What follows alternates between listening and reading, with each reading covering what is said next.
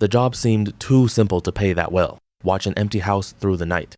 8 cameras, 6 hours, and 3 rules I was never supposed to break. First rule, do not call the police for any reason. Second rule, never rewind camera number 7. And the third rule was the strangest one. If I saw a person inside the house, I had to mark it as a false alarm. My name is Daniel. For 7 years, I worked monitoring cameras for a security company. Shopping malls, parking lots, office buildings, boring places where the worst thing that could happen was finding someone asleep in a stairwell. When the company shut down, I spent 3 months looking for work. Then I got an email from Vigilance Systems. I did not remember sending them my resume, but they knew all my experience. The interview lasted less than 10 minutes. They never turned on their camera, and I never saw the face of the person who hired me. They only asked if I could follow instructions even when I did not understand them. I said yes. The next day, someone left a computer outside my apartment. No brand, no invoice, no manual. When I turned it on, 8 live feeds appeared from an isolated mansion outside the city. The house had been empty for years. At least, that was what the client file said. My shift began at midnight and ended at 6 in the morning. If any sensor went off, I had to write down the time, choose a category, and keep watching. Nothing happened during the first week. Camera 1 showed the main entrance, camera 2 showed the kitchen, camera 3 showed a living room covered in sheets, cameras 4 and 5 watched the hallways, camera 6 pointed at the basement stairs, camera 8 showed the garden, and camera 7 was installed inside a completely empty room. 4 white walls, a metal door, and an analog clock. The image always had a faint interference. The clock showed a different time from the other cameras, but I thought it was simply broken. During my 8th shift, a light turned on by itself in the kitchen. I logged it as an electrical failure. The next night, a cup appeared on the table. I was sure it had not been there before. I marked it as an object out of place. Then the noises began. Footsteps on wood, a door closing, something dragging across the upstairs floor. The system did not record sound, but I could hear it through the speakers. When I asked the supervisor, he answered with one sentence. The house settles during the night. I thought it was a joke, until I saw the shadow. It crossed the hallway on camera 5 at 2:13 in the morning. It had a human shape. It moved slowly and vanished in front of the door to room 7. My hand went straight to the phone. Then I remembered the first rule. Do not call the police. I opened the incident form. There was an option I had never used before. Unconfirmed human presence. When I selected it, the system automatically changed the category to false alarm. 1 second later, I got a message from the supervisor. Well done, Daniel. I had never told him what I had just seen. I started paying closer attention. I took photos of the screen with my phone and wrote every detail in a notebook. That was when I discovered the clock on camera 7 was not broken. It was exactly 24 hours ahead. If it was Tuesday at 2 in the morning, that clock showed Wednesday at 2. The minutes moved perfectly, only the date was different. Curiosity beat fear. I waited for the system to generate an alert on camera 7. Then I pressed the rewind button. I broke the second rule. The screen went black for 5 seconds. Then a recording appeared that had not happened yet. I saw myself sitting in front of the computer in my apartment. I was wearing the same shirt, had the same cup, and held the same phone. But the image was not coming from my webcam. I was inside room 7. I jumped out of the chair so fast the cup fell to the floor. I looked around my apartment. The door was still locked, the windows too. I looked back at the screen. The person in the recording lifted his face. It was me.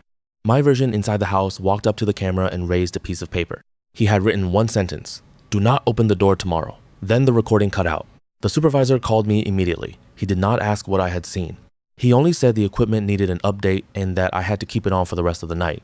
I unplugged the internet cable. All 8 cameras kept streaming. The computer was not using my connection. I searched for the equipment model, but it had no serial number. I opened the case and found a data card that did not belong to any phone company. On it, there was a code and 4 last names. I searched those names. All of them had worked in private security. All of them had disappeared during the last 2 years. In their social media photos, I recognized 3 faces. They were the shadows I had seen crossing the mansion hallways. The previous operators had never quit. They had ended up inside the house. At 5:40, I received a new alert. Physical failure on camera 7, on-site inspection required. Below it, the mansion address and a map appeared. I rejected the task. The button activated again. Then, someone knocked on my apartment door. 3 slow knocks. I looked through the peephole. There were 2 men in Vigilance Systems uniforms. One of them was holding a box identical to the one they had left outside my door. My phone started ringing. The call was coming from my own number. I answered without speaking. I heard my own voice, weak and broken. "You have 23 minutes. If they take you, the recording comes true." It was the version of me who appeared on camera 7 He explained that the room did not predict the future. It built it. Every operator watched small possibilities. Every decision fed the system. After several weeks, the house could anticipate our actions so precisely that it looked like it was showing tomorrow. But it needed real people connected to the system to keep running. That was why they were coming for me. The knocks on my door grew louder. My future version gave me an address and an access code. The only way to stop the system from completing the prediction was to destroy the server before 6:03. I escaped down the fire stairs. I drove to the mansion without turning on the car lights. I had 12 minutes left when I arrived. The entrance was open, exactly as I had seen on the cameras. Inside, the house did not look abandoned.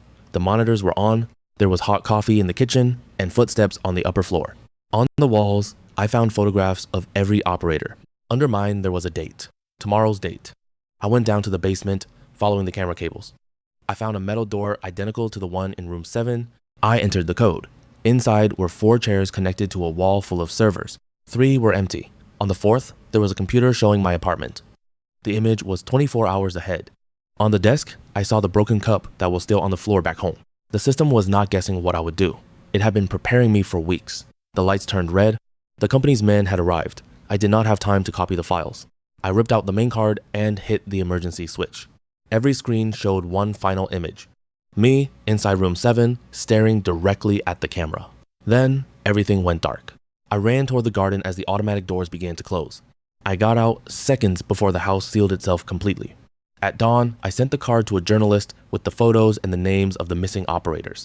Vigilant Systems stopped existing that same week. Its offices were empty. The tax address belonged to an abandoned building, and no one could find the person who had hired me. The police searched the mansion. They found no servers, no chairs, and no photographs. Only an empty room with 4 white walls, a metal door, and a clock stopped at 6:03. I moved to another city and stopped working in security. For months, I did not install cameras in my home. I did not even cover my phone camera. I preferred to pretend nothing could watch me. Until yesterday. The owner of my new building installed a smart doorbell in front of every apartment. This morning, before dawn, I got a motion notification. The recording showed a man standing in front of my door. He had my face. The date on the video was tomorrow. And before it ended, my other version raised his hand and knocked 3 times.